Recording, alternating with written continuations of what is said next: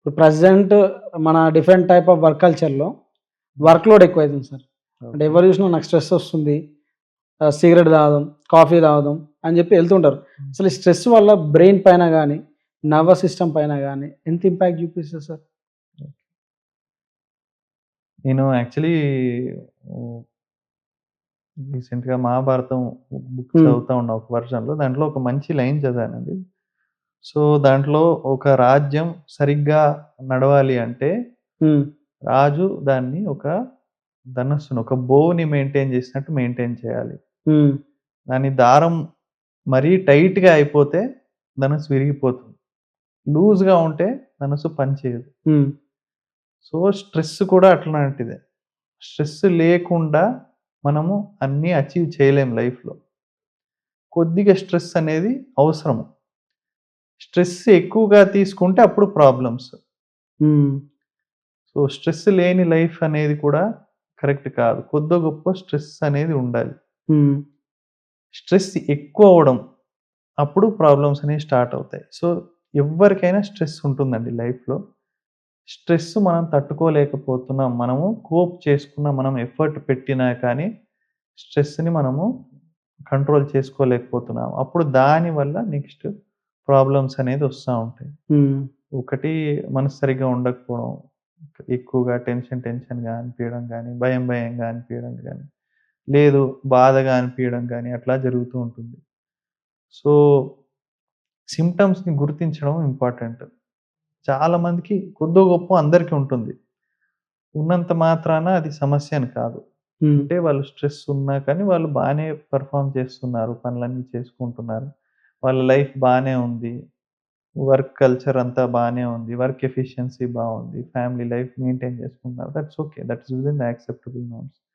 లేదు దానివల్ల individual suffer అవుతున్నాడు.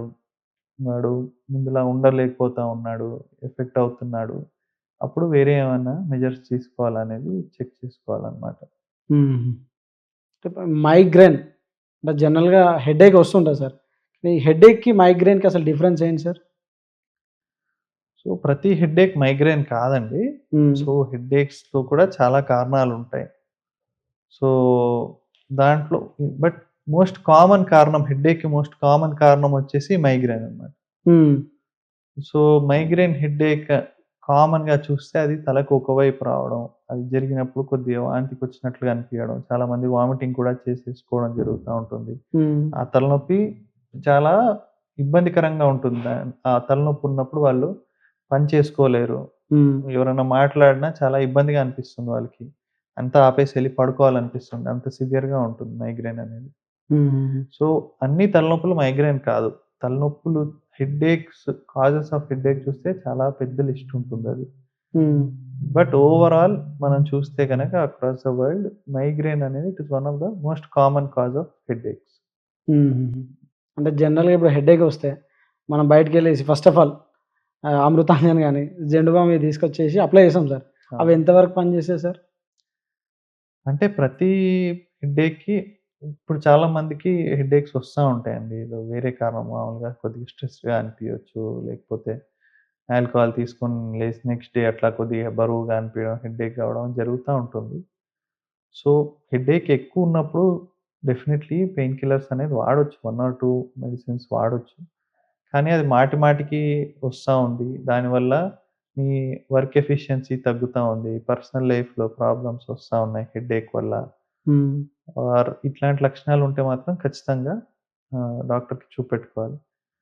ఇప్పుడు కొందరికి హెడ్‌ఏక్‌తో పాటు పర్సిస్టెంట్ వామిటింగ్స్ అవ్వడం, హెడ్‌ఏక్‌తో పాటు చూపుకి సంబంధించిన సమస్యలుండడం, హ్మ్. హెడ్‌ఏక్‌తో పాటు ఫెయింటింగ్ స్పృహ తప్పి పడిపోవడం హ్మ్. గాని, ఫిట్స్ గాని, లేకపోతే హెడ్‌ఏక్‌తో పాటు పక్షవాతం లక్షణాలు కాలు, చెయ్యి సరిగ్గా పని చేయకపోవడం ఆర్ డిసోరియంటేషన్ అంటారు. సరిగ్గా మాట్లాడకుండా ఓకే. కన్‌ఫ్యూజ్డ్‌గా బిహేవ్. ఈ లక్షణాలుంటే మాత్రం ఖచ్చితంగా బ్రెయిన్ స్కాన్ అనేది చేయాలి. హ్మ్. ఇవి ఈ కాంబినేషన్ ఉంటే గనక హెడ్‌ఏక్‌తో పాటు ఈ లక్షణాలు ఉంటే గనక లోపల బ్రెయిన్‌లో ఏదైనా ప్రాబ్లమ్ ఉండొచ్చని ఇండికేషన్ అన్నమాట.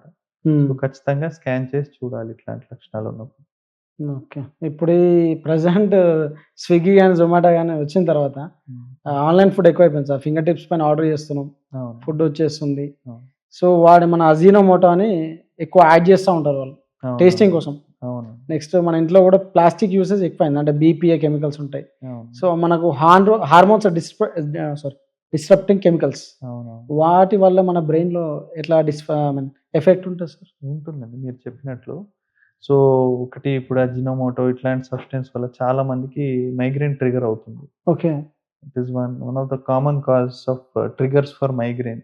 ఓకే. సో, హెడ్‌ఏక్స్ వచ్చి ఇబ్బంది పడడం జరుగుతా ఉంటుంది. నెక్స్ట్ ఈ ప్లాస్టిక్ సబ్‌స్టెన్సెస్ అన్నారు మీరు. హ్మ్. సో, చాలా మందికి ఇప్పుడు అంటే రిసర్చ్ ఇప్పుడు వచ్చిన డేటాలో ఏంటంటే, హ్మ్. ఈ మైక్రో ప్లాస్టిక్స్ అనేది వీటి వల్ల న్యూరో డీజనరేటివ్ కండిషన్స్ రావడం అనేది జరుగుతుంది. సో, ప్లాస్టిక్స్ కొద్దిగా అవాయిడ్ చేస్తే బెటర్ అని ఈ మధ్య డేటా అయితే వచ్చింది. సో, ఇది ముందు నుంచి కూడా ఉందండి. Not only about the brain చాలా మందికి హార్మోనల్ డిస్టర్బెన్సెస్ మీరన్నట్టు డయాబెటిస్ వచ్చే ఛాన్సెస్ ఎక్కువ అవ్వడం హ్మ్. ఆర్ ఫీమేల్ హార్మోనల్ ఇంబాలెన్స్ అవ్వడం ఇయన్నీ కూడా ఎర్లీ ప్యూబర్టీ కూడా మెయిన్. ఇవన్నీ కూడా చాలా డేటా అయితే ఉంది. సో, హ్మ్. ఎప్పుడైనా ప్లాస్టిక్స్ అవాయిడ్ చేస్తేనే బెటర్. బాడీలో మనకు వాగస్ నర్వ్ అని ఉంటది సార్ జనరల్‌గా. అవును. అది మన బాడీకి గాని, గట్‌కి గాని, బ్రెయిన్‌కు అనే డిఫరెంట్ పార్ట్స్ అన్ని కనెక్ట్ చేస్తుంటది. అవును. అది దాని గురించి కొంచెం డీటెయిల్ ఎక్స్‌ప్లెయిన్ చేస్తారా సార్? సో, వేగస్ నర్వ్ అనేది క్రేనియల్ నర్వ్ అంటామండి. ఓకే. సో, ఇవి డైరెక్ట్ ఆహ్, బ్రెయిన్ పార్ట్స్ నుంచి ఒరిజినేట్ అవుతాయి. It is the longest nerve in the body. హ్మ్. స్టార్ట్ అవ్వడం ఇక్కడ తల వెనుక వైపు స్టార్ట్ అయ్యి, కింద స్టమక్ వరకు కూడా వస్తుంది. అబ్డామన్ దగ్గర. కరెక్ట్. సో, ఇది బ్రెయిన్ నుంచి దాని నుంచి వచ్చి ఇక్కడ ఇంటెస్టైన్స్ మొబిలిటీ అన్నిటి కూడా హెల్ప్ చేస్తుందనమాట. Hmm. So, it has a role in parasympathetic nerve nerves. Function. So, దీనివల్ల ఇప్పుడు పేగులే కాదు మొత్తం హార్ట్‌కి అన్నిటికి కూడా సప్లై చేస్తుందది. ఓకే. మన హార్ట్ బీటింగ్ కంట్రోల్ కానీ, డైజెషన్ ప్రాబ్లమ్స్ కానీ అన్నిటికి కూడా వేగస్ నర్వ్ అనేది important. Okay. So, it is the longest nerve ఇంకా. స్టార్ట్ అవ్వడం brain lower part of the brain stem అంటాం. హ్మ్. మెడుల్లా అనే పార్ట్ హ్మ్. నుంచి స్టార్ట్ అయ్యి కింది వరకు వస్తుందది. హ్మ్. సో, మల్టిపుల్ రోల్స్ ఉన్నాయవి. చాలామంది ఇంకా దానికి వేరే యూజెస్‌లో కూడా వాడుతా ఉన్నారు. క్రానిక్ పెయిన్స్‌కి వాటికి కూడా కొందరికి ఎపిలెప్సీ పేషెంట్స్ కూడా వేగస్ నర్వ్ స్టిమ్యులేషన్ ఇవన్నీ యూజ్ చేయడం అనేది జరుగుతుంది. హ్మ్. అంటే ఇంతకుముందు మీరు పారాసింపాథెటిక్ నర్వ్స్ అన్నారు కదా! అవును. అసలు సింపాథెటిక్ నర్వ్స్ అంటే ఏంటి సార్? ఓకే. సో, హ్మ్. ఇప్పుడు మనం మాట్లాడుతున్నాం. ఇక్కడ కూర్చొనున్నాం. హ్మ్. ఇవన్నీ మన వాలంటరీ కంట్రోల్స్. కావాలంటే నిల్చోవచ్చు. ఏమన్నా చేయొచ్చు. ఓకే. ఇలా కాకుండా కొన్ని బాడీలో ఆటోమేటిక్‌గా జరిగిపోయే పనులుంటాయి. ఇప్పుడు హార్ట్ బీటింగ్ అనుకోండి. హ్మ్. హార్ట్ అది మనం కంట్రోల్ చేయలేము. అది ఆటోమేటిక్‌గా బీటింగ్ అవుతానే ఉంటుంది. హ్మ్. అలాగే ఇంటెస్టైనల్ మూవ్‌మెంట్స్ హ్మ్. ఇవన్నీ అవి ఆటోమేటిక్‌గా జరిగే పనులు.